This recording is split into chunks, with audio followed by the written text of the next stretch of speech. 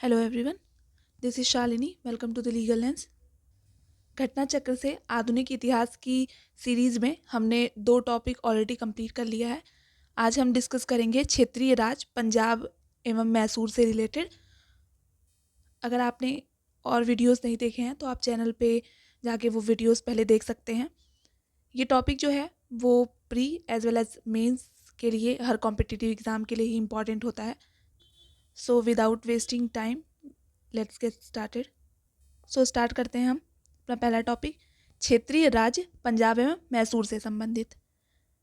पहले हम notes discuss करेंगे जैसे हम अपनी प्रीवियस वीडियोस में करते आए हैं।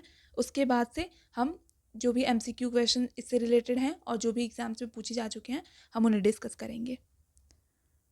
स्टार्ट करते हैं हम अपने टॉपिक से। यहाँ है, रंजीत सिंह का जन्म 13 नवंबर 1780 को सुकरचरकिया मिसल के मुखिया महासिंह के घर हुआ था। महाराजा रंजीत सिंह और अंग्रेजों के बीच 25 अप्रैल 1809 को अमृतसर की संधि हुई थी। तो अमृतसर की संधि जो है वो महाराजा रणजीत सिंह और अंग्रेजों के बीच हुई थी। और कब हुई थी ये 25 अप्रैल 1809 को हुई थी। उसने 1818 ईस्वी में मुल्तान, 1819 में कश्मीर और 1834 में पेशावर और खैबर पख्तूनख्वा को जीत लिया। 1798 ईस्वी में अफगानिस्तान के शासक जमान शाह ने पंजाब पर आक्रमण किया। वापस जाते समय उसकी तोपें चिनाब नदी में गिर गईं। रंजीत सिंह ने उन्हें निकलवा कर वापस भिजवा दिया। उस सेवा के बदले जमान शाह ने उसे लाहौर पर अधिकार करने की अनुमति दे दी। 1799 में रंजीत सिंह ने तत्काल लाहौर पर अधिकार कर लिया तथा उसे अपनी राजधानी बनाया। जमान शाह ने उन्हें राजा की उपाधि दी और लाहौर का अपना सूबेदार बना लिया। उसने 1802 ईस्वी में अमृतसर को भी भंगी मिसल से छीन लिया। तत्पश्चात पंजाब की राजनीतिक राजधानी लाहौर और धार्मिक राजधानी अमृतसर दोनों ही उसके अधीन आ गई। रंजीत सिंह एक योग्य शासक था। उन्होंने कहा था, ईश्वर की इच्छा थी कि मैं सब धर्मों को एक निगाह से देखूं, इसलिए उसने दूसरी आंख की रोशनी ले ली। अहमद शाह अब्दाली के वंशज शाह शुजा ने रंजीत सिंह को कोहिनूर हीरा प्रदान किया था। 1839 ईस्वी में रंजीत सिंह की मृत्यु के बाद उनका पुत्र खड़क सिंह सिंहासन पर बैठा। इसे अफीम खाने की आदत थी। इसके शासनकाल के दौरान शीघ्र ही दरबार में 2 विरोधी दलों संधावालिया सरदार चैत सिंह, अतर सिंह, लैना सिंह तथा उनके भतीजे अजित सिंह और डोगरा बंधुओं ध्यान सिंह, गुलाब सिंह और सुचेत सिंह की प्रतिद्वंदिता के कारण पंजाब में अराजकता फैल गई। चिलियावाला का युद्ध 13 जनवरी 1849 को लड़ा गया। इस युद्ध में अंग्रेजी सेना का नेतृत्व लॉर्ड गफ ने किया तथा सिख सेना का नेतृत्व शेर सिंह के नेतृत्व में लड़ी गई। यह युद्ध अनिर्णित समाप्त हुआ। इस युद्ध के समय भारत का गवर्नर जनरल लॉर्ड डलहौजी था। महाराजा दलीप सिंह सिख साम्राज्य के अंतिम शासक थे। तो ये क्वेश्चन भी बनता है कि सिख साम्राज्य के अंतिम शासक कौन थे? तो वो थे महाराजा दलीप सिंह। उन्होंने 1843 से 1849 ईस्वी तक शासन किया। दलीप सिंह ने सिख धर्म छोड़कर ईसाई धर्म को अपनाया था। इन्होंने रूस की यात्रा भी की थी। इनका निधन अक्टूबर 1893 में पेरिस, फ्रांस में हो गया था। इनकी अंत्येष्टि इंग्लैंड में हुई। 1849 में द्वितीय आंग्ल सिख युद्ध की समाप्ति पर अंग्रेजों द्वारा पंजाब का विलय कर लिया गया था तथा दलीप सिंह को पेंशन देकर बाद में ब्रिटेन भेज दिया गया। पंजाब के ब्रिटिश साम्राज्य में विलय के बाद लॉर्ड डलहौजी ने 1849 में पंजाब पर शासन करने के लिए 3 लोगों की एक परिषद का गठन किया था, जिसमें सर हेनरी लॉरेंस को अध्यक्ष और जॉन लॉरेंस और चार्ल्स ग्रेनविले मानसेल को सदस्य के रूप में नियुक्त किया गया था। आगे देखते हैं। प्रथम आंग्ल मैसूर युद्ध 1767 से 1769 में हुआ। इस युद्ध में हैदर अली विजयी हुआ। इस दौरान अंग्रेज गवर्नर वेरेल्स था। युद्ध 4 अप्रैल 1769 को मद्रास की संधि द्वारा समाप्त हुआ। तो मद्रास की संधि किस युद्ध का परिणाम थी? ये प्रथम आंग्ल मैसूर युद्ध जो कि 1767 से 69 में हुआ था, वहाँ पे उसका परिणाम थी।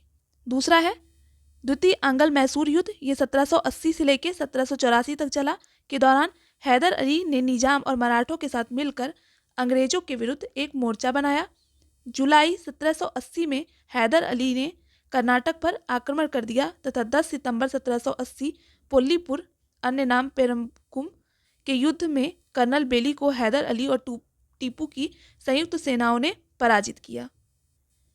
बेली की पराजय का समाचार सुनकर हेक्टर मुनरो, जो कि बेली की सहायता के लिए आ रहा था, मद्रास वापस लौट गया। 1781 ईस्वी में हैदर अली का सामना अंग्रेज जनरल आयरकुट से हुआ। उसने पोर्टोनोवो 1 जुलाई 1781 पोल्लीपुर और शोलिंगुर में हैदर अली को परास्त किया। 7 दिसंबर 1782 में हैदर अली की मृत्यु के बाद टीपू सुल्तान ने अंग्रेजों के विरुद्ध संघर्ष जारी रखा। अंततः मैंगलोर की संधि, जो कि मार्च 1784 से द्वितीय आंग्ल मैसूर युद्ध का समापन हुआ।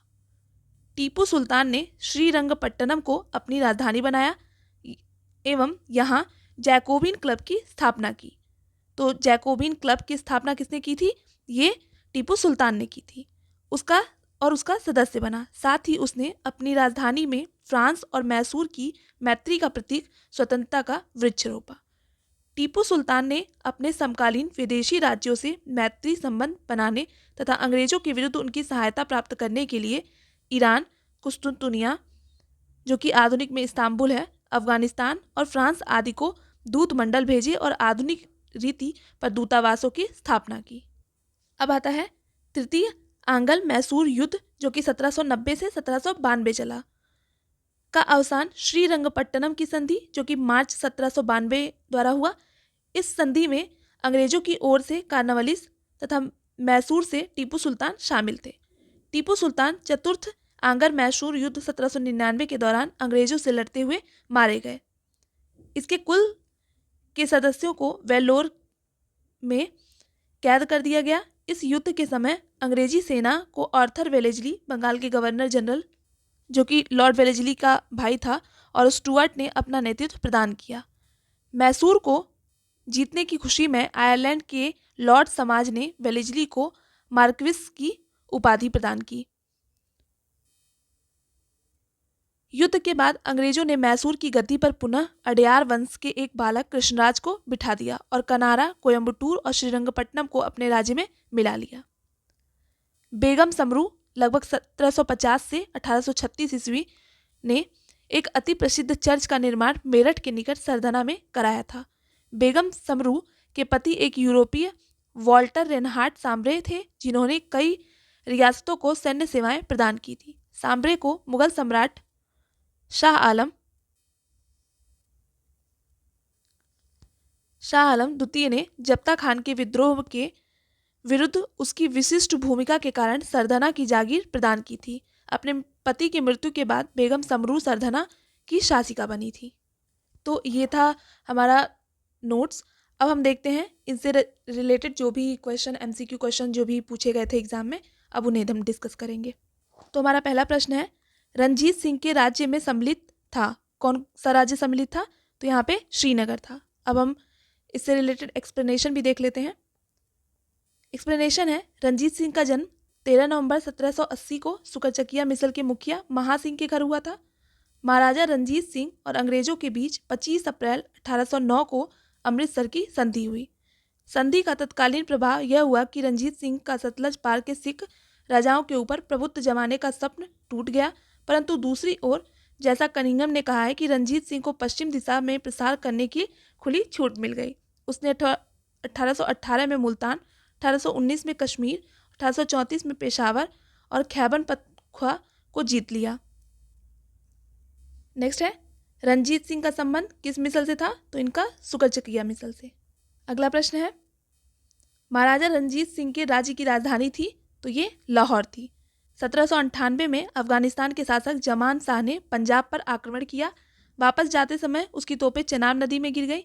रंजीत सिंह ने उन्हें निकलवा कर वापस कर दिया।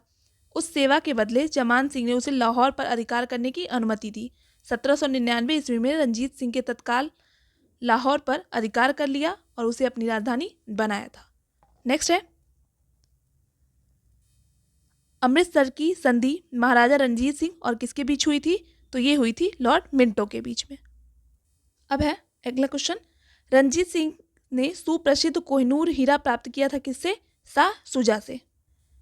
अगला है, महाराजा रणजीत सिंह के उत्तराधिकारी कौन थे? तो ये थे खड़क सिंह। 1839 में रणजीत सिंह की मृत्यु के बाद उनका पुत्र खड़क सिंह उनके सिंहासन पर बैठा था। नेक्स्ट है, सिख राज्य का अंतिम राजा कौन था? तो ये दलीप सिंह थे। महाराजा दलीप सिंह सिख साम्राज्य के अंतिम शासक थे। उन्होंने 1843 से 1849 तक शासन किया। अगला क्वेश्चन है, प्रथम आंग्ल मैसूर युद्ध जो कि 1767 से 1769 तक चला था में कौन विजयी हुआ? तो ये थे हैदर अली। ये अंग्रेजों और हैदर अली के मध्य हुआ था और मद्रास की संधि इसका परिणाम थी। अगला क्वेश्चन है, निम्नलिखित में से कौन 1755 में डिंडीगुल मैसूर में एक आधुनिक शस्त्रागार की स्थापना की थी? तो ये था हैदर अली। एक्सप्लेनेशन भी देख लेते हैं। 1742 में वेंकट राय के नेतृत्व में मैसूर सेना ने डिंडीगुल पर विजय प्राप्त की। 1755 में मैसूर के राजा ने स्थिति को संभालने के लिए हैदर अली को डिंडीगुल भेजा। 1755 में हैदर अली ने डिंडीगुल पर कब्जा कर लिया और इस किले को एक सैन्य चौकी में बदल दिया। बाद में हैदर अली मैसूर का वास्तविक शासक बन गया और 1777 में उसने पुरशान मीर साहब को डिंडीगुल का गवर्नर नियुक्त किया। अगला क्वेश्चन है, टीपू सुल्तान ने अपनी राजधानी किसे बनाया था? तो ये है श्रीरंगपट्टनम को। टीपू सुल्तान ने श्रीरंगपट्टनम को अपनी राजधानी बनाया और यहाँ जैकोबिन क्लब की स्थापना की और उसका सदस्य बना। अगला क्वेश्चन है, निम्नलिखित भारतीय शासकों में से कौन था जिसने विदेशों में आधुनिक पद्धति से दूतावास स्थापित किए थे? तो ये था टीपू सुल्तान। अगला प्रश्न है, टीपू सुल्तान ने ब्रिटिश सेना को 1780 में हराया था। तो इसका आंसर है पोल्लीपुर में। एक्सप्लेनेशन भी देख लेते हैं। हैदर अली एवं टीपू सुल्तान ने मराठों तथा निजाम के साथ एक समझौता कर लिया और फ्रांसीसी की सहायता का वचन ले लिया तथा कर्नाटक पर जुलाई 1780 में आक्रमण कर के अर्काट पर अधिकार कर लिया।